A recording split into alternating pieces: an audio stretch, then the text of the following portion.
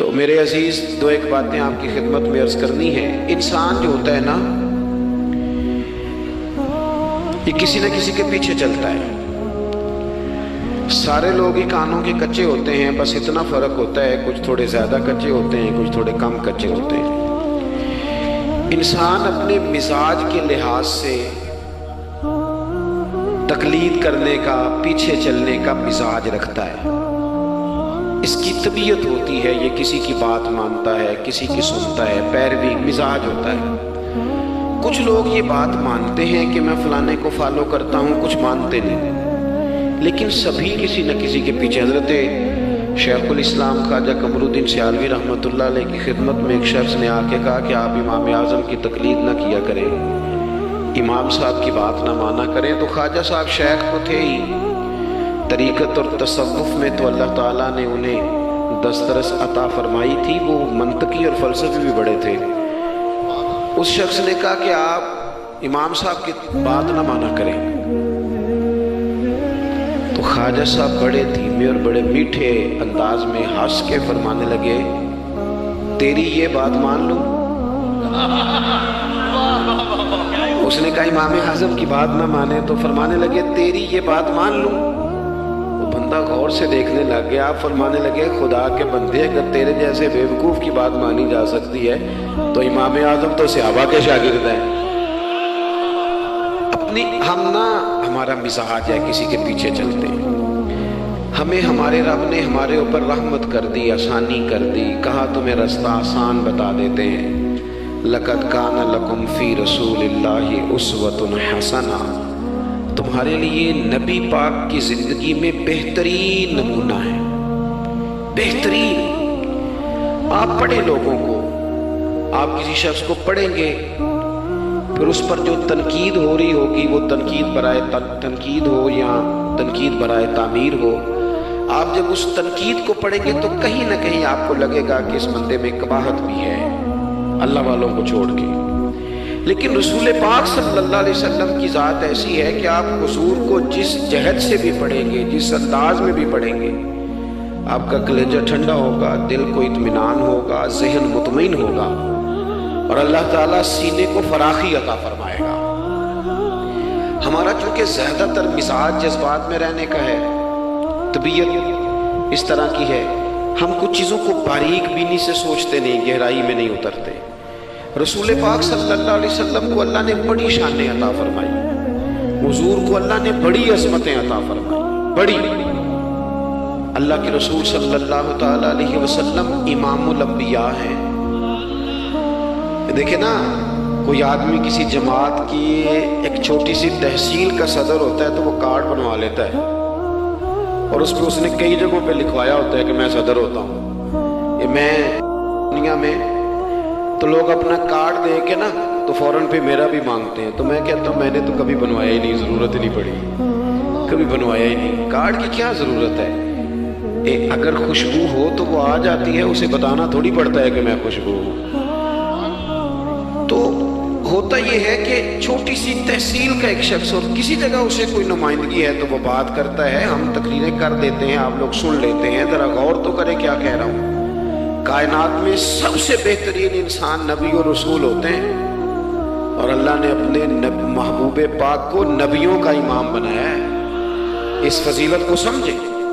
یہاں نا جو لوگ لاڈلا کہلاتا ہے نا کوئی بندہ کہ میں لاڈلا ہوں، ویسے یہاں لاڈلے بدلتے رہتے ہیں، کبھی کوئی لاڈلا ہوتا ہے، کبھی کوئی لاڈلا ہوتا ہے، ویسے یہاں لاڈلے بدلتے ہیں، لیکن جو لاڈلا ہوتا ہے نا وہ بتاتا بھی ہے کہ میں لاڈلا ہوں، اور کسی کا بھی کوئی لاڈلا ہو جائے تو وہ ناز نخرے دکھاتا ہے۔ رسول کریم اور رب کے لاڈلے محبوب ہیں۔ لیکن جو بات میں نے آپ کی خدمت میں عرض کرنی ہے، آپ اس پر توجہ کریں گے۔ حضور امام الانبیاء ہیں، اللہ کے محبوب ہیں، نبی پاک علیہ السلام کا پتھروں نے کلمہ پڑھا ہے، چاند حضور کے اشارے پر ڈوبتے ہوئے واپس لوٹ آیا ہے، سورج ڈوبتے ہوئے آ گیا ہے، چاند کے دو ٹکڑے ہوئے ہیں، یہ ساری حضور کی شانیں۔ اللہ نے اپنے محبوب کو معراج عطا فرمائی ہے۔ لیکن ملت کے جوانوں، آپ کو پتہ ہے ہمارے نبی پاک کا سب سے پہلا تعارف کیا ہے؟ حضور کا سب سے پہلا تعارف یہ ہے کہ یہ صادق اور امین ہے۔ یہ سچ بولتے ہیں۔ حضور کے اسوہ نور کی پہلی بات جو لوگوں کے سامنے آئی تھی وہ یہ تھی کہ یہ صادق ہیں، یہ سچے ہیں، یہ جھوٹ نہیں کہتے۔ آپ کو پتہ ہے رسول پاک صلی اللہ علیہ وسلم سے پوچھا گیا تھا حضور مومن کنجوس ہوتا ہے؟ فرمایا کبھی ہو جاتا ہے۔ یا رسول اللہ مومن بزدل بھی ہوتا ہے؟ فرمایا کبھی ہو جاتا ہے۔ یا رسول اللہ مومن جھوٹ بولتا ہے؟ تو میرے کریم نے فرمایا نہیں، میرا مومن جھوٹ نہیں بولا کرتا۔ حضور کا جو پہلا تعارف ہے نا، یہ جو حضور کی 40 سالہ زندگی ہے نا، اسے نبی پاک علیہ السلام نے اپنی نبوت کی دلیل کے طور پر بیان فرمایا ہے۔ فرمایا فَقَدْ لَبِثْتُ فِيكُمْ عُمَرًا مِّن قَبْلِهِ أَفَلَا تَعْقِلُونَ۔ محبوب آپ ان سے کہہ دے میں نے تمہارے بیچ وقت گزارا ہے، تمہیں عقل نہیں؟ کوئی میری طرح کا سچا دیکھا ہے تو دکھاؤ۔ آج میری ملت کا سب سے بڑا مسئلہ جھوٹ ہے، سب سے بڑا مسئلہ اعتماد نہیں۔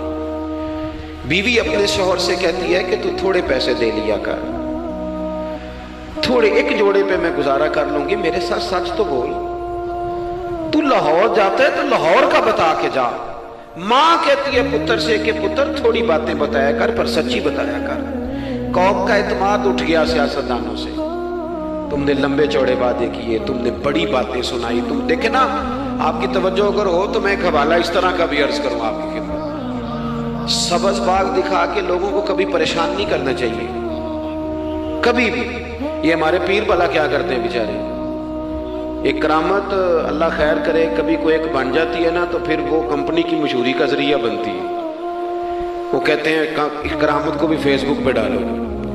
میں نا کراچی جا رہا تھا تو لاہور میں تھوڑا سا مریض ہوں، مجھے الرجی ہو جاتی ہے، زیادہ دیر بیٹھ نہیں سکتا، تو ایک کانفرنس میں مجھے شرکت کرنی تھی۔ تو ایئرپورٹ سے ہی میں نے دوستوں سے پوچھا موسم تمہارا کیسا ہے؟ کہنے لگے پیر صاحب بڑی گرمی ہے اور شدت ہے بڑی، اے سی چلا کے بھی گاڑی میں دقت ہے۔ تو میں نے کہا اچھا دعا کرتے ہیں اللہ بارش برسا دے۔ تو یہ دعا لاہور ہو رہی تھی، میں کراچی ایئرپورٹ پہ اترا تو بارش ہو رہی تھی۔ تو وہ جو مجھے لینے آئے تھے نا صاحب، وہ گاڑی میں ایک بندے کو کہہ رہے ہیں کہ وہ پیر صاحب نے لاہور آکھیا سی 1.5 گھنٹے جمی آ گیا ہے۔ وہ میں نے اسے کہا بس کر، اب آگے نہ بتا، ایسا نہ ہو کہ 2-4 لوگ آ جائیں کہ پیر صاحب جو کہتے ہیں وہ ہو جاتا ہے۔ جڑے محرم راز حقیقت دے اور راز حقیقت کھول دے نہیں، جڑے محرم راز حقیقت دے اور راز حقیقت کھول دے نہیں، اے جنہ ویکھیا نہیں او کرن گلاں، جنہ ویکھ لیا او تے بول دے ہی نہیں۔ اس لیے یہ اس طرح کرامتوں کو نا کمپنی کی مشہوری کا ذریعہ، ہمارے سیاستدان، ہمارے بڑے لیڈران وہ سبز باغ دکھا دیتے ہیں۔ آپ تھوڑی باتیں کریں، محدود کریں، مختصر کریں۔ دیکھیں اللہ کے محبوب علیہ السلام سے طائف والوں نے کہا تھا، جب حضور علیہ السلام نے دین کی تبلیغ کی تو سیرت میں یہ عنوان بھی ہمیں ملتا ہے، یا رسول اللہ صلی اللہ علیہ وسلم اگر آپ کو کل حکومت ملتی ہے تو ہمیں حصہ ملے گا؟ عرب کے لوگوں کا مزاج تھا نا، انہوں نے حضور سے کہا اگر کل کلاں حکومت ملتی ہے تو ہم شریک ہوں گے؟ تو حضور مسکرائے، اور میرے نبی پاک کو حکومت ملنے کا وقت کتنا زیادہ تھا کہ مکے سے ہجرت کر رہے ہیں، مدینہ شریف ابھی پہنچے نہیں، رستے میں سراقہ بن مالک سے کہہ رہے ہیں کسرا کے کنگن آئیں گے، یعنی حضور بتا رہے ہیں کہ سپر پاور بھی ساری یہاں آ جائے گی۔ حضور تو خندق والے دن ایک ہتھوڑا مارتے تھے تو فرماتے تھے روم فتح ہو گیا، دوسرا مارتے تھے تو کہتے تھے ایران فتح ہو گیا۔ یہ بخاری میں چیزیں آپ کو ملیں گی۔ حضور کو کامل یقین تھا کہ اذا جاء نصر اللہ والفتح، کامل یقین تھا کہ ان فتحنا لک فتحا مبینا، یہ ہوگا سارا کچھ۔ لیکن انہوں نے جب کہا نا ہمیں حصہ ملے گا تو حضور مسکرائے، فرمایا تم کہتے ہو حکومت تمہیں ملے گی؟ فرمایا بھائی سنو، حکومت اسے ملتی ہے جسے اللہ عطا کرتا ہے۔ بات ختم کر دی۔ سچ بولیں زندگی میں، سچی بات کریں۔ اللہ کے رسول صلی اللہ علیہ وسلم نے ہمیں پہلا سبق سچ کا دیا، اسے سادی تقریر نہ سمجھنا، یہ عنوان دین ہے۔ اپنی زندگی سے جھوٹ کو نکال دیں۔ آپ جو تھوڑی باتیں کر لیں پر جو کہیں اس پر کھڑا ہونا سیکھیں، اپنی زندگی کے اندر استقامت کا نور لائیں۔ جوانوں، کبھی بھی جھوٹ کی بنیاد پر رشتے نہ قائم کرنا۔ آتے ہیں رشتہ دیکھنے والے تو کوئی باتیں سناتے ہیں، ہمارے گھر والے ہو بیٹا تو ولی ہوتا ہے، کیا بات ہے؟ اور پھر بعد میں یہ حالت ہوتی ہے کہ اماں کہتی ہے میں آپ بڑا سمجھانی ہے انہوں میری بھی نہیں سنتا. تو وہ رشتہ دیکھتے وقت تو آپ نے کہا تھا کہ بہت بڑا درویش ہے. آپ اور بچی والے بھی کچھ ایسے کام کرتے ہیں. رشتہ کرانے والے سے کہتے ہیں ہم نے کار بھی دینی ہے. کیوں آپ نے لالچ پیدا کیا؟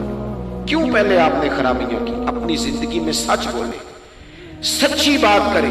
کبھی بھی کوئی ایسا کام نہ کریں جس سے کہ لوگوں کی طبیعت ایسی ہو کہ لوگ سمجھیں کہ یہ لوگ تو غلط بیانی کے عادی ہیں. دیکھیں بخاری میں موجود ہے, سیرت کی تمام کتابوں میں الفاظ کے اختلاف کے ساتھ یہ اپنی اصل کے ساتھ یہ چیز ہر جگہ موجود ہے. حضرت ابو سفیان رضی اللہ تعالیٰ عنہ بعد میں مسلمان ہوئے. فرماتے میں جب شاہ روم کو حضور کا خط گیا تھا نا ہرقل کو, حضور صلی اللہ علیہ وسلم نے اس سے کہا کہ کلمہ پڑھ لو. خطوط لکھے نبی کریم نے. اس نے کہا یہاں ڈھونڈو کوئی عرب کا سردار اگر آیا ہو تو میں ملنا چاہتا ہوں. ابو سفیان کہتے ہیں میں بغرض تجارت وہاں موجود تھا. مجھے لوگ پکڑ کے بادشاہ کے پاس لے گئے. میں کلمہ نہیں پڑھتا تھا. جب کوئی کسی کا مخالف ہوتا ہے تو اس نے کوئی کہانی بھی یاد کی ہوئی ہوتی ہے. ان لوگوں نے کہانی بھی یاد کی ہوئی تھی, معاذ اللہ جادوگر ہیں, شاعر ہیں, یہ کہانیاں بھی سناتے تھے. کہتے ہیں کہ مجھے وہ لے گئے, بادشاہ کے سامنے کھڑا کر دیا. اب بادشاہ نے سوالات پوچھے. میں کوئی حق میں نہیں تھا کہ میں حق میں باتیں کرتا. میں تو اس وقت تک کلمہ نہیں پڑھتا تھا اور جو کفار کہتے تھے وہ ساری باتیں میں نے کرنی تھی. کہتے ہیں بادشاہ نے اپنے دربار میں کھڑا کر کے سوال کیے, بڑے سوال پوچھے, بڑے میں نے جواب دیے, بڑے سوال پوچھے. یہ بھی پوچھا کہ ماننے والے ان کے غریب ہیں کہ امیر ہیں. میں نے کہا نہیں, ماڑے ماڑے بندے ہیں. میلاد کے جلوسوں میں بھی ماڑے ماڑے بندے ہی جاتے ہیں, ماڑے ماڑے غریب لوگ ہیں. اس نے یہ بھی پوچھا کہ ماننے والے بڑھ رہے ہیں یا گھٹ رہے ہیں. میں نے سارے جواب دیے. او ملت کے جوانوں, خدا رہا میری بات سننا. ابو سفیان کہتے ہیں غیروں کا دربار, سوال کرنے والا بھی کلمہ نہیں پڑھتا, ابھی جواب دینے والا بھی کلمہ نہیں پڑھتا. اس نے مجھ سے کہا کہ آپ نے بتایا کہ آپ رشتے میں چچا ہوتے ہیں, یہ بتاؤ وہ جنہوں نے اعلان نبوت کیا ہے کیا کبھی انہوں نے جھوٹ بھی بولا ہے؟ آج لوگوں نے نام نہیں بدل دیا جھوٹ کا. کچھ نے بہانہ نام رکھ دیا جھوٹ کا, جی میں نے بہانہ کر دیا تھا. کچھ کہتے ہیں جی وہ تو میں نے تو بس ایسی بات, وہ تو میں نے مذاق کیا تھا. جھوٹ کے نام نہیں بدل دیے لوگوں نے. ابو سفیان کہتے ہیں مجھ سے بادشاہ کھڑا کر کے پوچھنے لگا کیا کبھی انہوں نے جھوٹ بھی بولا ہے؟ ابو سفیان کہتے ہیں کہ لمحے کے لیے میرے دل میں آیا کہہ دوں کہ بولا ہے. پھر میں نے کہا ایک تو یہ عرب کی وفاداری کے خلاف ہے, اور دوسرا میں کہوں گا وہ جادوگر ہیں تو شاید کو ایک سیکنڈ کے لیے توجہ کرے. میں کہوں گا وہ شاعر ہیں, شاید کو توجہ کرے. اور مدینے والے نے جھوٹ بولا, یہ تو مانے گا ہی کوئی نہیں. سنو سنو, جن چیزوں کو معمولی سمجھ کے ہم نے رائج کیا وہ ہمارا وقار لے گئی. دنیا ہم پر اعتماد نہیں کرتی. ہم اس ملک میں بستے ہیں جہاں زلزلہ بھی آئے تو غیر ملکی امداد کرنا چاہیں تو وہ کہتے ہیں حکومتوں کے ہاتھ میں نہیں دیں گے, خود جائیں گے. ہمارا یہ حال ہو گیا ہے کہ قوم پر اعتماد اٹھ گیا دنیا کا. ہمیں پلٹنا ہے, ہم نے دیکھنا ہے ہمارا رویہ کیا ہے, ہمارا انداز کیا. تھوڑی کر لیں باتیں, کو ضروری ہے صبح شام بولنا, تھوڑے کر لیں باتیں, تھوڑے دعوے کر لیں, کو ضروری ہے. سنو میرے عزیز, ابو سفیان کہتے ہیں کہ اس نے کہا کبھی جھوٹ بھی بولا ہے. میں سوچ میں پڑ گیا. بادشاہ نے پھر دوہرا کے کہا سردار چپ کر گئے ہو, میرے آخری سوال کا جواب دو, کیا کبھی اس کریم نے جھوٹ بولا ہے؟ ابو سفیان کہتے ہیں میرے ہاتھ میں چھڑی تھی, میں نے وہ زمین پر رکھی اور میں کھڑا ہو گیا. میں نے کہا سردار سن, وہ میرے رشتے میں بھتیجے ہیں, میری بڑی مخالفت ہے, میں نے ان کے خلاف جنگیں لڑی ہیں, کبھی وہ غالب آئے کبھی میں غالب آیا, آج تک میں لڑ رہا ہوں. لیکن میں ایک بات تمہیں ذمہ داری سے کہتا ہوں, میں غیر نہیں ہوں, وہ میرے بھتیجے ہیں. میں نے ان کو ماں کی گود میں بھی دیکھا ہے, دادا کے کندھوں پہ بھی دیکھا ہے, چچا کے گھر میں بھی دیکھا ہے, ختیجہ کا دولہا بنے بھی دیکھا ہے, زینب سے لے کر فاطمہ تک بیٹیوں کو گود میں کھیلتے بھی دیکھا ہے. میں نے انہیں بدر اور احد میں آتے بھی دیکھا ہے. میرے سامنے پیدا ہوئے اور میرے سامنے ان کے بالوں میں سفیدی آئی. مخالفت اپنی جگہ پر, پر میں تمہیں یہ بات ذمہ داری سے بتاتا ہوں، اس محبوب کی زبان سے جو بھی نکلتا ہے حق اور سچ ہی نکلا کرتا ہے۔ وہ اسیر دشمن کی چاہ میں بھی، مخالفوں کی نگاہ میں بھی وہ امی ہے، صادق ہے، معتبر ہے، میرا پیغمبر عظیم تر ہے، میرا پیغمبر عظیم تر ہے، میرا پیغمبر عظیم تر ہے۔ ابو سفیان کہتے ہیں میں یہ لفظ کہے تو کتنے ہی لوگ دربار میں رو پڑے، ایک سناٹا چھا گیا، کوئی صحابی نہیں وہاں، کوئی نعرہ لگانے والا نہیں، کوئی اپنا نہیں، لوگ رو پڑے۔ کہتے ہیں بادشاہ نے چادر اٹھائی کندھے پہ رکھی، کچھ دیر سوچتا رہا، پھر وہ چل دیا۔ میں نے پیچھے سے آواز دی، میں نے کہا تو نے اتنے سوال پوچھے، میں نے اتنے جواب دیے، کوئی ریزلٹ بھی تو بتانا کیا نکلا، نتیجہ کیا ہے؟ تو بادشاہ نے پلٹ کے میری طرف دیکھا، کہنے لگا سردار نتیجہ تو نکل آیا نا یار، جس بندوں سے جھوٹ نہیں بولا وہ یہ جھوٹ کیوں بولے گا کہ میں اللہ کا رسول بن کے آیا؟ اس نے وہ میرے بھائی اپنی زندگی میں سچ لاؤ، خدا را ہمارے گھروں سے لے کر حکومت کے ایوانوں تک ضرورت سچ کی ہے، ضرورت سچ کی ہے۔ دوسری بات، اپنی زندگی میں دیانتدار ہو جائیں، چھوڑ دے سامنے والا کیا کر رہا ہے، میں اپنے اس ممبر سے دیانتدار ہوں کہ نہیں، یہ میں نے اللہ کو جواب دینا ہے۔ میں نے اتنی عزت سمیٹی ہے، دین کے نام پہ سمیٹی ہے، میں نے اللہ کو جواب دینا ہے۔ ہم سارا دھیان دوسروں کا رکھنے لگ گئے۔ حضرت خواجہ نصیر الدین چراغ دہلوی رحمت اللہ علیہ سے بادشاہ نے آ کے وظیفہ پوچھا تھا، حضرت کو وظیفہ بتائے تو خواجہ صاحب فرمانے لگے اپنا کام دیانتداری سے کر، یہی سب سے بڑا وظیفہ ہے۔ اپنی زندگی میں دیانتداری، امانت داری، آپ اس طرح کے ہو جائیں کہ آپ جس طرح آپ سمجھے نا کہ یہ حرام جانور ہے تو میرے منہ میں جائے گا تو مجھے الٹی آئے گی۔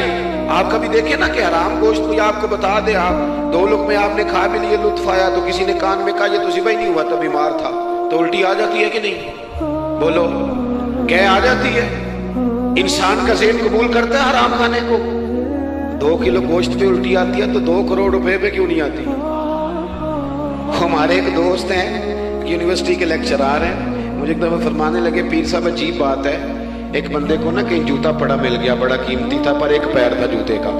ہماری دیانتداری کچھ اس طرح کی ہے، ایک پیر ملا، جوتا بڑا قیمتی تھا، مہنگا تھا، تو اس نے اس کا مالک ڈھونڈنا شروع، یہ کس کا ہے، یہ کس کا ہے، یہ کچھ شور کر رہا ہے، لیکن تھوڑا سا آگے جا کے جوتے کا دوسرا پیر مل گیا، پر اس نے مالک ڈھونڈنا بند کر دیا۔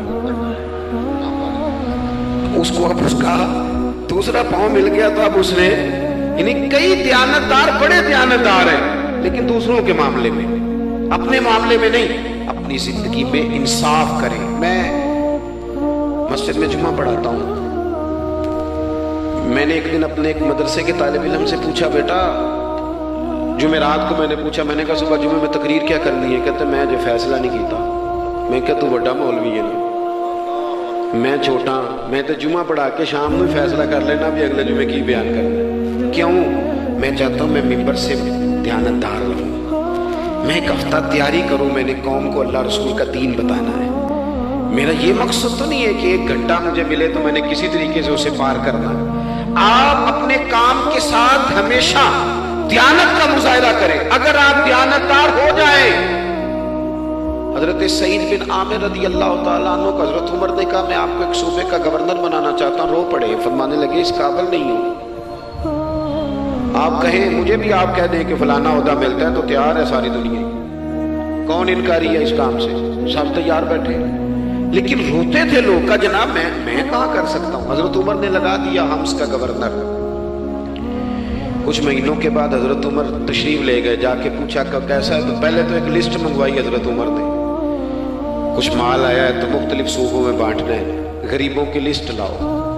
ان کے صوبے کی لسٹ آئی تو تیسرا نام گورنر صاحب کا تھا۔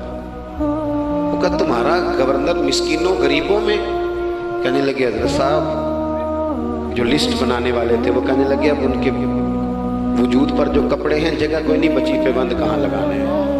دامان توکل کی یہ خوبی ہے کہ اس پر پیبند لگے ہوتے ہیں پر دھبے نہیں ہوتے، پیبند لگے ہوتے ہیں پر دھبے نہیں ہوتے۔ حضرت عمر نے معلومات کی ان کے صوبے میں جا کے، تمہارا گورنر کس طرح کا ہے؟ عرض کی حضور 4 شکایتیں، یہ جمہوریت ہے۔ آج تو ہر سیاسی جماعت میں ڈکٹیٹرشپ ہے، آج کہاں جمہوریت ہے؟ آج تو آپ جتنے شاہ کے وفادار ہو جائیں گے اتنا اچھا عہدہ لیں گے، جتنا مرضی قابل بندہ ہو جماعت کے اندر، لیکن اگر وہ پورا تابع دار نہیں تو نظام نہیں چلتا، جتنا مرضی قابل ہو۔ حضرت سعید بن عامر رضی اللہ تعالیٰ عنہ 4 شکایتیں، عام آدمی شکایتیں کر رہے ہیں۔ حضرت عمر نے کہا کون کون سی؟ تو انہوں نے کہا جی پہلی شکایت یہ ہے کہ ہمارے گورنر، توجہ ہے میرے بھائیوں کی، انہوں نے کہا جی پہلی شکایت یہ ہے کہ گورنر صاحب صرف دن کو ملتے ہیں، انہیں رات کو بھی لوگوں سے ملنا چاہیے۔ دوسری شکایت یہ ہے کہ جب شروع میں آئے تھے تو فجر کے بعد بیٹھ جاتے تھے، مسائل سنتے تھے، اب سورج نکلنے پر اشراق چاشت کے ٹائم 8 9 10 بجے آتے ہیں۔ تیسری شکایت یہ ہے کہ ہفتے میں ایک دن ملتے ہی نہیں۔ چوتھی شکایت یہ ہے کہ کبھی کبھی ایسے ہی رونے لگتے ہیں، بیٹھے بیٹھے بے ہوش ہو جاتے ہیں۔ تو آپ نے دیوانہ آدمی ہمیں دے دیا ہے۔ حضرت عمر فاروق رضی اللہ تعالیٰ عنہ نے حضرت سعید بن عامر کو مجمع میں پوچھا، جناب آپ پبلک کے نمائندے ہیں، آپ کو سوالوں کے جواب دینے چاہیے، بتلائیے نا۔ اور یہ پبلک کے نمائندے صرف سیاستدان نہیں ہوتے، پیر صاحبان بھی ہوتے ہیں، مسجد کا خطیب بھی ہوتا ہے۔ اگر حضرت عمر سے پوچھا جا سکتا ہے کرتا کہاں سے آیا، تو پیر صاحب سے بھی تو پوچھا جا سکتا ہے، ان کو بھی جواب دینا چاہیے، ان کو بھی بتانا چاہیے، اس لیے کہ وہی تو دعویٰ کر رہے ہیں فخر بتانے کا۔ تو حضرت عمر نے 4 سوال کہا، سعید آپ کے ذمہ 4 سوالوں کے جواب ہیں۔ تو حضرت سعید بن عامر نے گردن جھکائی، کہنے لگے پہلے ہی کہا تھا میں گورنری کے قابل نہیں۔ فرمایا اب تو بن گئے ہونا، جواب تو دینا ہے، حضور بتلائیے۔ فرمایا پہلا سوال آپ سے یہ ہے کہ یار لوگ کہتے ہیں رات کو کام پڑ جاتا ہے اور آپ ملتے نہیں۔ تو حضرت سعید بن عامر نے اپنی داڑھی پکڑ لی، عرض کی حضور یہ ساری سفید ہو گئی ہے، بڑھاپا ہے، دن مخلوق کے لیے رکھا ہے، رات اپنے رب کے لیے رکھی ہوئی۔ اگر پھر بھی کسی کو شوق ہو تو سعید بن عامر جب بھی ملے گا مسجد میں ملے گا، ساری رات بارگاہ ربوبیت کی او سنگیو تھوڑا مسلح بھی یار مضبوط کر لو، تھوڑا سا نا، ہم نہ تھک گئے ہیں فون سن کے۔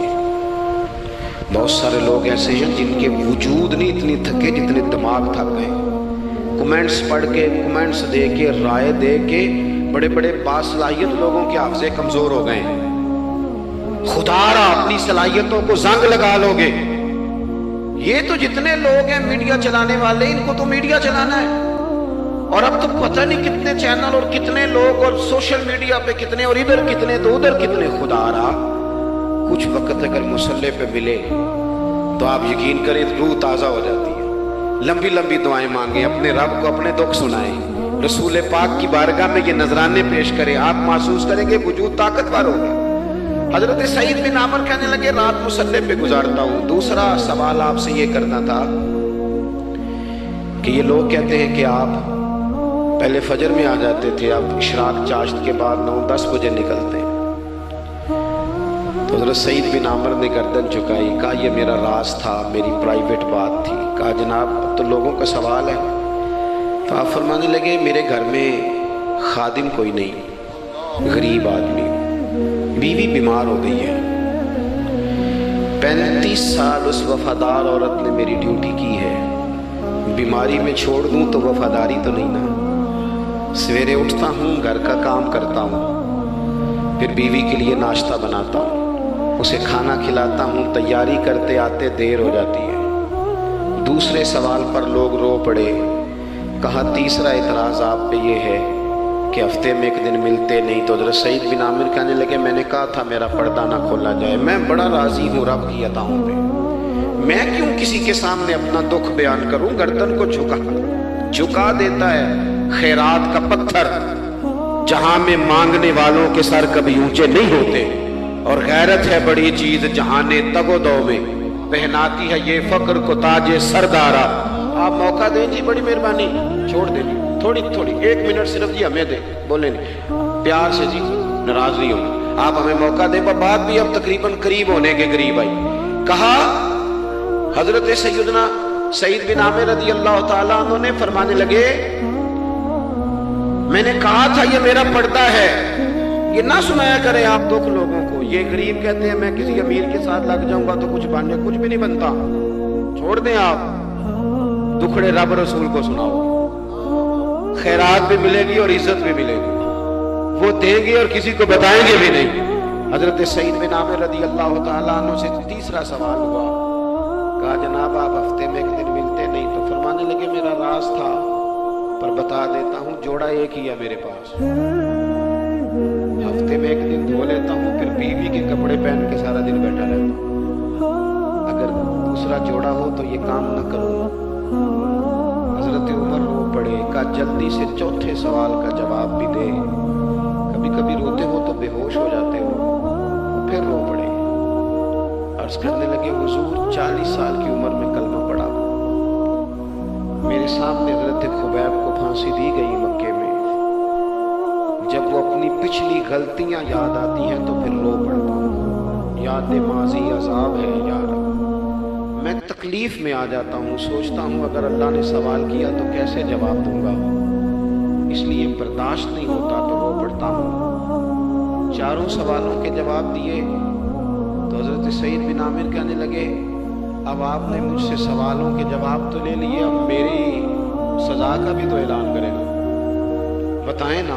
تو حضرت عمر نے ہاتھ اٹھائے اور کیا لفظ کہے، کہا اللہ میرے نبی کی امت کو اس طرح کے کچھ اور لوگ بھی عطا فرما، کچھ اپنی زندگی میں دیانتدار ہو جائیں۔ تیسری بات آپ کی خدمت میں عرض کرنی ہے، رسول پاک صلی اللہ تعالیٰ علیہ وسلم نے نا ہمیں خالص کیا ہے، حضور کا سارا دین اخلاص کا درس دیتا ہے۔ یہ جو ریاکاری ہوتی ہے نا، نوجوانوں میری بات پہ غور کرنا، یہ جو ریاکاری ہوتی ہے نا، یہ بنیادی طور پر اداکاری ہوتی ہے۔ اداکاری بندہ زیادہ کر نہیں سکتا، تھک جاتا ہے۔ مخلص زندگی وہ ہوتی ہے جو آپ نارمل جیتے ہیں۔ مخلص آپ ہوتے ہیں جب آپ اپنی والدہ کے پاس نہیں بیٹھے ہوتے، آپ نے جب 5 سٹار ہوٹل میں روٹی کھانی ہے نا تو پھر آپ کو پلیٹ کے ساتھ ٹیشو پیپر بھی ساتھ رکھنا پڑتا ہے، پھر رج کے روٹی کھائی بھی نہیں جاتی۔ رج کے کب کھائی جاتی تھی؟ میں ایک جگہ مجھے بڑے اچھے ہوٹل میں رکھا گیا اور مجھے بڑا انہوں نے محبت کی، تو جب میں لوٹ رہا تھا نا واپس پاکستان تو مجھے کہہ رہے تھے آپ کو مزہ تو آیا ہوگا، میں نے کہا نہیں جی، سچ پوچھیں تو پھر یہ ہے کہ مزہ جب ہی آتا تھا جب اماں سویرے روٹیاں پکاتی تھی، وہ کہتی سی پتر ہے پیڑا نہیں تھے کول ہی لے آیا، تو اس کے پاس بیٹھتے تھے، تو پھر اماں جب سالن دیتی تھی تو کہتی تھی ہور نہیں ملنا، دوجیاں نوں بھی دینا ہے۔ اور پھر لطف اس وقت آتا تھا جب بار بار کہتے تھے اماں جی چلو تھوڑا جاتے دے ہونا تھوڑا جا، تو پھر اماں کئی دفعہ کہتی تھی کہ میں نے وہ اس سے نکال کے فریج میں رکھ دیا، بڑے بھائی نے کام سے آ کے روٹی کھانی ہے، اب یہ برتن ہے اسی کو صاف کر لے۔ او بھائی میں نے اپنے ابا جی کو دیکھا خودداری کا، میں نے ایک دن ان سے پوچھا میں کہ ابا جی تو انہوں پسند کی ہے، ہم پڑھتے تھے نا انٹرویو اخباروں میں تو 2-4 سوال ہر بندہ پوچھتا تھا، اب تو انٹرویو زیادہ لوگ لیتے ہیں تو اب تو کبھی اتنا موقع ہی نہیں ہوتا کس کا سنے کیا کریں، یہ تو چھوڑ دیا کام۔ اخبار میں کبھی انٹرویو آتا تھا تو مسجع مکفہ ہوتا تھا، لکھنے والے بھی اچھے ادیب ہوتے تھے، جملے چبھتے نہیں تھے طبیعت، تو 2-4 سوال بڑے ضروری ہوتے تھے، پھول کون سا پسند ہے، کھانے میں کیا پسند ہے، رنگ کون سا پسند ہے، یہ 2-4 سوال ہر ایک سے ہوتے تھے۔ میں نے اپنے والد صاحب سے ایک دن پوچھا میں کہ ابا جی تو انہوں پسند کیے، تے فرمان لگے پتر جے تے لگی ہوئے بھوک تے پھر ہر تے جنہ لگی ہوئے تے پھر نخرے ہی نخرے نے، تو اس لیے بھوک لگی ہو وہ ہمیں پتہ کیا بتاتے تھے۔ میں آج بھی نا بہت ساری چیزیں گاڑی میں رکھ لیتا ہوں، آج بھی جو کھانا اپنی مرضی سے کھاتا ہوں وہ پیٹ بھر کے کھایا جاتا ہے، جو تصویروں کی شدت سے باہر ہوتا ہے وہ کھایا جاتا ہے، اس کو آپ قبول کر لیتا ہے آپ کا وجود۔ یاد رکھنا میرے عزیز، میرے نبی پاک صلی اللہ علیہ وسلم نے فرمایا ہے بہترین روٹی وہ ہے جو تو اپنے ہاتھوں کی کمائی سے کھاتا ہے، بہترین رزق ہے جو تو، اور حضور نے فرمایا اللہ کے نبی حضرت داؤد محنت کر کے کھانا کھاتے ہیں، دعوتوں پہ جا کے جو بندہ بیمار رہنے لگ جاتا ہے وہ تو کام ہی ختم ہو جاتا ہے۔ والد صاحب کہا کرتے تھے کہ لو میں پا دیتے نے تانوں دانے پڑولے چ تے ماں تواڈی نے تانوں 4 پا دیتا ہے، لو ہن تانوں پرواہ نہیں ساریاں گرمیاں، موج کرو، یہ اصل تھا ہمارا، اس پہ واپس آ جائیں، اس پہ آ جائیں، یہ صحت افزا روٹیاں ہیں یہ کھائیں، بڑی گاڑیوں کا اور بڑی چیزوں کا شوق چھوڑ دیں، محنت ڈٹ کے کریں، لیکن زندگی اصل پہ لے آئیں، اصل زندگی خالص ہوتی ہے۔ میرے نبی پاک صلی اللہ علیہ وسلم نے فرمایا ریاکار، میں پوری حدیث نہیں سناتا اشارہ کرتا ہوں، حضور نے فرمایا ریاکار اگر عالم بھی ہو रियाकार अगर सखी भी हो, हत्ता कि सही हदीस में फरमाया रियाकार शहीद भी हो और मारी जाए इस नीयत से कि लोग मुझे शहीद कहेंगे, तो फरमाया सुबह क़यामत अल्लाह इन आमाल पर भी अजर अता नहीं करेगा। अपनी जिंदगी में इखलास पैदा करें। जब खुलूस आता है, जब लिल्लाहियत आती है, मुश्किल तरीन खिलाफत हजरत अबू बकर सिद्दीक की है। ये जो हजरत उमर ने बड़ी आला खिलाफत की है ना, ये बुनियादें हजरत अबू बकर ने मजबूत करके दी थी। फितनों के तो सर कुचल दिए थे हजरत सिद्दीक अकबर। अब हजरत उमर के लिए काम करना उन्होंने आसान कर दिया था। मैं अक्सर कहा करता हूं कि हजरत उमर की खिलाफत की मजबूती में बड़ा किरदार हजरत अबू बकर सिद्दीक का है। अगर वो मजबूतियां ना करते इतनी तगड़ी, तो काम आगे चलता नहीं था। हजरत सैयदना अबू बकर सिद्दीक को बड़े फितनों का सामना था। खत्म नबुव्वत के महाज पर काम करना है, मुनकरीन ज़कात पैदा हो गए, उम्मत को संभालना है। ये सारी ड्यूटियां करके ना दुनिया सो जाती थी। वो दुनिया सो जाती थी और हजरत सिद्दीक अकबर एक नाबीना माई के घर में झाड़ू देने चले जाते थे। जब बंदा मुखलिस हो जाता है ना, एक नाबीना माजूर और झाड़ू दे रहे हैं, जब थोड़ा सा वक्त बचता ना असर के लिए, ये टाइम मैंने अपने लिए रखा हुआ है, तो मदीना शरीफ में एक बेवा थी जिसकी 5-6 बेटियां थी, बेटा कोई नहीं था, उसके घर जाते थे, बकरियों का दूध धो के आते थे। मामूली आदमी नहीं, खलीफा वक्त की बात। किस लिए? ये काम रूहानी तसल्ली का बायस बनते, ये काम आपको सुकून देते, ये आपके अंदर वो ताकत पैदा करते हैं कि आप लड़ सकते हैं दुनिया से। जब आपके पीछे दुआएं होती हैं तो फिर मैदानों में खड़ा रहना आसान हो जाता। हजरत उमर फारूक फरमाते, तीसरा दिन था जनाब सिद्दीक अकबर के विसाल को। मैं मस्जिद नबी शरीफ में बैठा था, तो 2-3 छोटी छोटी बच्चियां आ गई, आके कहने लगी चचा आप खलीफा बने। मैंने कहा हमारे साथ चलेंगे। मैंने कहा पुत्र तुम्हारे साथ क्या है? कहने लगे अबू बकर सिद्दीक असर के बाद हमारे घर आते थे, हमारा भाई कोई नहीं, बाप इंतकाल कर गए, बकरियों का दूध धो के दे जाते थे, कुछ बेच के गुजारा कर लेती थी, कुछ पी लेती थी। 3 दिन से मेरी माँ रो रही है, मेरी बहनें रोती हैं, अखा जदों मीटियां जमाना मैनू रोवेगा। ऊंज ते बेकदरा कुछ कदर न जाती, कीती खूब तसल्ली हूँ, लेकिन अखा जदों मीटियां जमाना मैनू रोवेगा। अपना ते अपना बेगाना भी मैनू रोवेगा। जदों ना मैं दिसिया मैं खारा नू मेखाने विच, फिर जाम टुट जाणगे ते मेखाना मैनू रोवेगा। कई लुक लुक रोणगे ते कई बुक बुक रोणगे, गलियां दा याना ते सियाना मैनू रोवेगा। और किसी ने कहा था मेरे मरने पे हर सू शोर मच जाएगा देखोगे। ये रहमत की उम्मीद लगाते कहा, करम की उम्मीद, आजी से कहा, नजराने में कहा किसी दरवेश ने। कहने लगे मेरे मरने पे हर सू शोर मच जाएगा देखोगे, कहने अलविदा सरकार खुद तशरीफ लाएंगे। और किसी ने कहा था कि बाद मरन दे मुखड़ा मेरा हो जावेगे ताजा, फिर समझ लेना महबूब मेरे ने आन पड़े जनाजा। तो भाई अपनी जिंदगी में इखलास पैदा करें। हम ना गरीब लोग भी अमीरों से तस्वीर खिंचवाना पसंद करते हैं, अमीरों से अप्रिशिएट करना चाहिए मेहनत करने वाले आदमी को। जिसको पसीना आ गया ना, रेडी पे खड़े हुए, वो बड़ा बावकार आदमी से पसीना आ गया। मैं अभी भी कभी कभी जूता गंडवा लेता हूँ, क्योंकि मैंने देखा है मेरे अब्बा जी मुझे कहते थे ले जा जुतियां तोड़े पा के सारियां गंडा लिया, तो याद है तो मैं अभी भी चला जाता हूँ। तो हमारे एक पुराने मोची हैं, मैं उनके पास एक दिन, वो बड़े खुददार आदमी, 5 रुपए के 10 दे देना, वो उनको 10 दे दो, कहते चौका अपने 5 रुपये। वो एक शायर बैठे थे ना, तो शायर भी बेचारे कई इसी तरह के होते हैं, नाराज ना हो जाए शायर, लेकिन वो कई दफा ना उनको भी देख के लगता है कि कई दिनों से बेचारे ने रोटी नहीं खाई। तो मोटी चादर लिए गर्मियों में किसी चौक में बैठा था ना शायर, कोई बंदा जाते हुए 5 रुपए दे गया। उसने कहा ये क्या है? कहने लगा खाना शाना खा लेना। पर शायर ने कमाल बात की, उसने कहा ये आरज़ुए करम और मैं आपसे करूं, ये आरज़ुए करम और मैं आपसे करूं, ये भीख उसको दीजिए जिसका खुदा ना हो।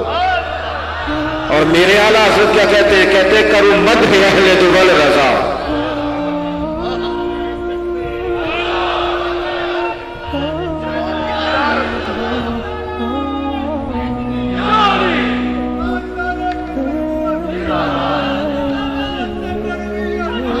माशाअल्लाह। तो आप हजरात मेरी बात सुनेंगे, अपनी जिंदगी में इखलास लाएं, लिल्लाहियत लाएं। चौथी बात सुने और मैं इसी पर बात समेटने की कोशिश करूंगा। अल्लाह के रसूल सल्लल्लाहु अलैहि वसल्लम की सीरत मुबारका में जो चीज आपको बड़ी नजर आएगी ना, वो एहसास है। जब सीने आहिस्ता आहिस्ता सख्त होने लग जाते हैं ना, हम ना कुछ बातें सोच के अपने आप को सख्त कर लेते हैं। हमारा जब ऐसा जो नया भर्ती होता है वो खिदमत के जज्बे से आता है, वो कहते हैं मैंने सारे काम सही करने हैं। फिर उसको ना आहिस्ता आहिस्ता पता लगने लग जाता है कि कुछ लोग झूठा पर्चा भी दर्ज कराते हैं। उसे फिर आहिस्ता आहिस्ता पता लगने लग जाता है कि ये सामान इनका तो गया था 1.5 लाख का, तो इन्होंने 6 क्यों लिखवाया है। फिर वो फिर सख्त होने लग जाता है। लोगों को देख के सख्त ना हो, सख्त ना हो। फिर आपके पास बड़ी बातें, मुझे एक दफा एक साहब ने कहा आपको तकरीर पे बुलाना है, पैसे कितने लेते हैं? मैंने कहा दे दो को 1.5-2 करोड़ रुपया। लगे तो बहुत ज्यादा नहीं। तो मैं क्या बिकना है तो फिर बंदा चार्ज ना बिके।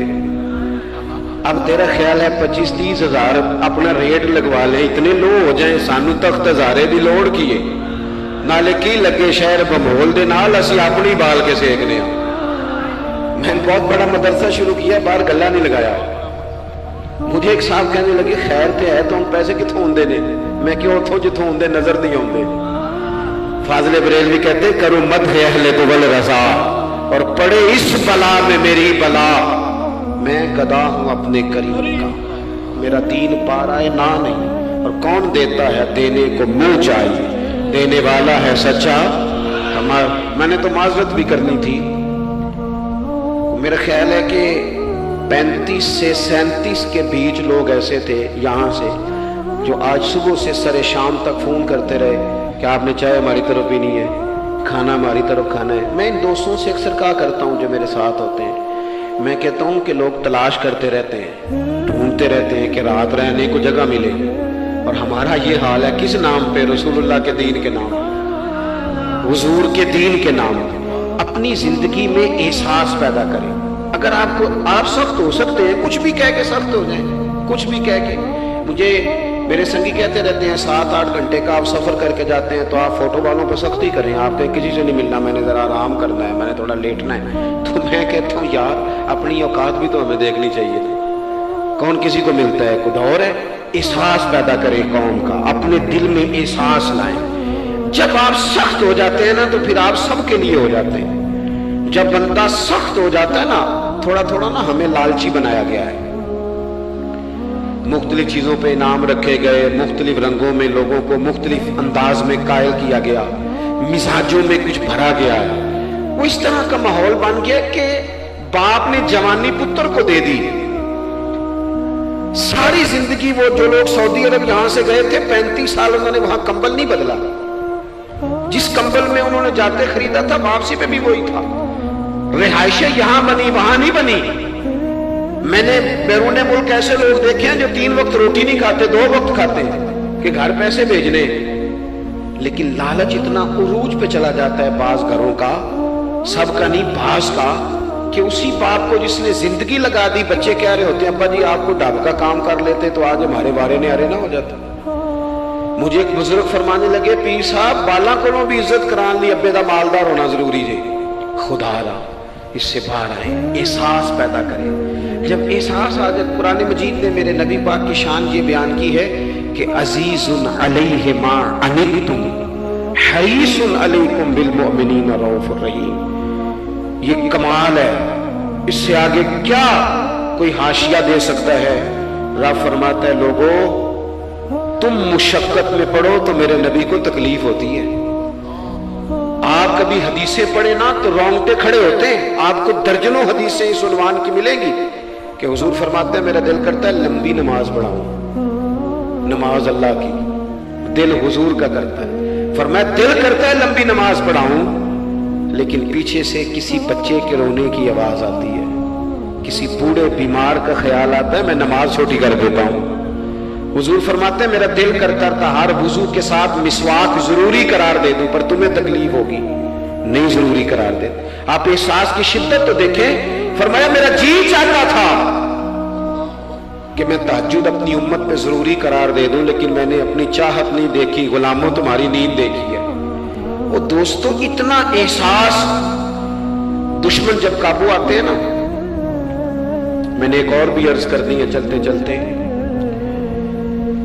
جو سیاسی فرقہ واریت ہے نا آج ملک کے اندر، آپ جس جماعت کو ٹھیک سمجھا آپ نے، آپ وہاں چلے گئے، جس نے جس کو ٹھیک سمجھا، لیکن ہم سب سے پہلے مسلمان ہیں، اس کے بعد پاکستانی ہیں۔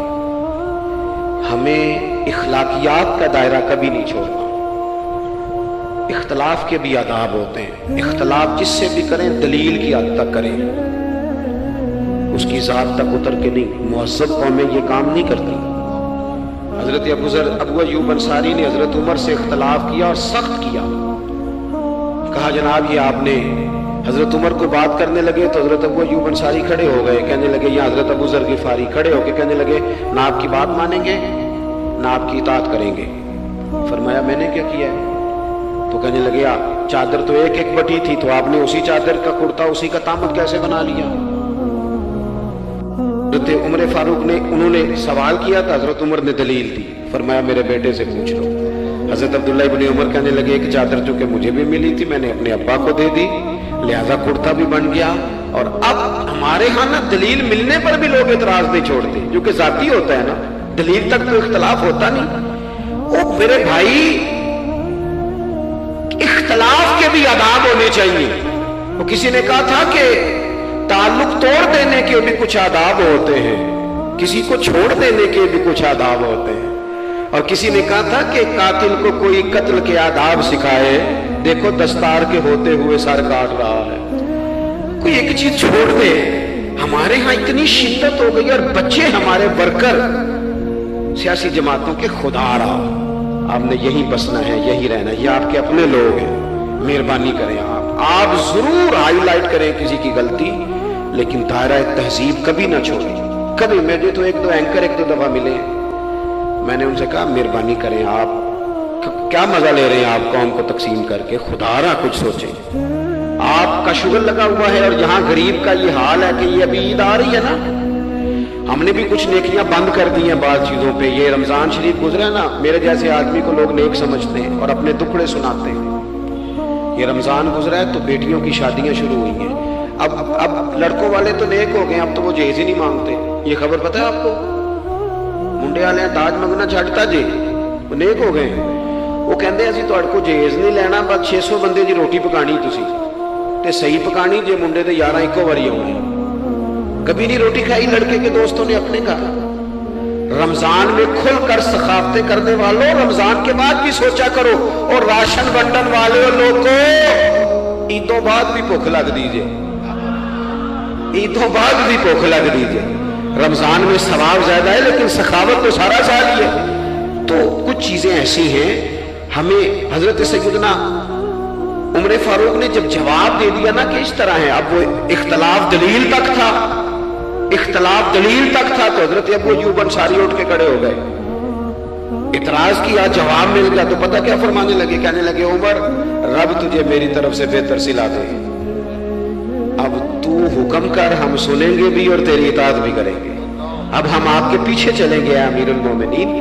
تو دلیل تک رکھیں چیزوں کو، دلیل مل جائے تو بات کو ختم کریں۔ تو میرے بھائی، احساس اپنی طبیعت میں جب ہم پیدا کرنے لگیں گے، احساس، بڑی مشکل ہے غریب کی زندگی۔ امیر تو دوستی امیروں سے لگا لیتا ہے، جب انسان اپنی گاڑی میں سفر کرتا ہے تو پھر وہ کرایہ 5 روپے بڑھ جائے تو اسے تکلیف کوئی نہیں ہوتی، کیونکہ اسے پتہ ہی نہیں۔ بہت سارے امیروں کو تو پتہ ہی نہیں کہ گھی مہنگا ہو جائے تو گھر کے بجٹ پہ بوجھ کتنا پڑتا ہے، ان بیچاروں کو تو پتہ ہی نہیں، تو وہ اس احساس کو کیسے پیدا کریں گے؟ وہ نہیں کر سکتے، اس کے لیے وہاں سے گزر کے آنا پڑتا ہے۔ رسول پاک کی زندگی میں جو احساس کی شدت ہے اسے آپ سمجھیں۔ دشمن جب ہتھے چڑھتا ہے تو پھر، اور دشمن بھی سخت گیر قسم کا ہو تو بندہ اسے چھوڑتا نہیں۔ لیکن حضرت انس بن مالک فرماتے ہیں کہ یہ جو لوگ بدر میں آئے تھے، یہ کوئی پھول لے کے نہیں آئے تھے ہاتھوں میں، گجرے پھولوں کے لے کے نہیں آئے تھے، تلواریں لے کے آئے تھے، اور پوری انہوں نے جنگ لڑی، 14 صحابہ شہید کیے۔ لیکن جب ان کو لا کے باندھا گیا نا مدینے میں، تو غصہ تھا صحابہ کو، کس کس کے ہاتھ باندھے۔ حضرت عباس بھی تھے، جب وہ ہائے ہائے کرتے تھے نا مخالف تھے. توجہ ہے میری بات پر؟ اور بھائی جو پیار بیٹی پہ آتا ہے وہ بہو پہ بھی تو آنا چاہیے، اس پر بھی تو وہ بھی تو کسی کی بیٹی ہے. اگر تجھے اپنے بیٹے کی دھوپ تنگ کرتی ہے تو ملازم کے پتر اگر دھوپ میں کھڑے ہیں تو وہ بھی تو تجھے احساس ہونا چاہیے، ورنہ خود غرض ہو جائیں گے ہم. بات ختم کر رہا ہوں، غور کرنا. حضرت انس بن مالک کہتے ہیں میں مسجد نبوی شریف میں حاضر ہوا تو بے چینی کے عالم میں کبھی حضور ادھر جاتے تھے، کبھی ادھر آتے تھے، کبھی ادھر جائے. یا رسول اللہ کیا ہوا؟ یہ وہ لوگ تھے جنہوں نے ستایا تھا، آج باندھا ہے، حضور کیا ہوا؟ تو نبی کریم فرمانے لگے تم نے رسیاں زور سے باندھی ہیں، یہ ہائے ہائے کرتے ہیں، مجھے نیند نہیں آتی، ان کی رسیاں ڈھیلی کر دو. عزیز علیہ ما عنتم، حضور کے سینے میں درد رہا. وہ درد کبھی حضور کو طائف لے جاتا، کبھی کہیں، اور وہ درد کی وہ پیار کی شدت اتنی تھی کہ جب بڑی تکلیف دی نا میدان احد میں اور دانت مبارک شہید کر دیے تو حضرت صدیق اکبر نے کہا یا رسول اللہ دعا کریں یہ تباہ ہو جائیں. تو ہاتھ اٹھائے نبی پاک نے، دعا کیا کی؟ کہا اللہ انہیں ہدایت دے دے، انہیں پتہ ہی کوئی نہیں یہ کیا کر رہے ہیں. تو میرے عزیز ایک تو اپنی زندگی میں سچ لائیں، خدا را سچ بولیں، آپ پکے وعدے کریں. میں ایک دن اپنی مسجد کے امام صاحب سے عرض کر رہا تھا، میں کہہ رہا تھا اگر آپ کہتے ہیں نا کہ 4:20 پہ فجر ہوگی تو 21 پہ نہ پڑھائیں، آپ نے وعدہ کیا 4:20 کا. قوم کو تو انتظار کرنا چاہیے 1-2 منٹ، کوئی حرج نہیں، لیکن ہم جو وعدے کرتے ہیں ہمیں بھی پورے کریں. سچ بولیں، دیانتداری کا مظاہرہ کریں، زندگی خالص گزاریں، جس کے ساتھ بھی وقت گزاریں اس کی خیر خواہی کریں، مخلص ہو جائیں اور اپنی زندگی احساس والی کریں. امام غزالی فرمایا کرتے تھے تو بانٹنے کا ارادہ کر، رب بانٹنے کی توفیق بھی دے دے گا. تو پروگرام تو بنا. اللہ کی بارگاہ میں دعا کرتا ہوں جن احباب نے اتنا سارا پنڈال اتنی محبت اور جد و جہد سے سجایا ہے، اللہ تعالیٰ انہیں دین دنیا کی برکتیں عطا کرے، ہم سب کو دولت اخلاص عطا فرمائے. آخر دعوانا ان الحمد للہ رب العالمین.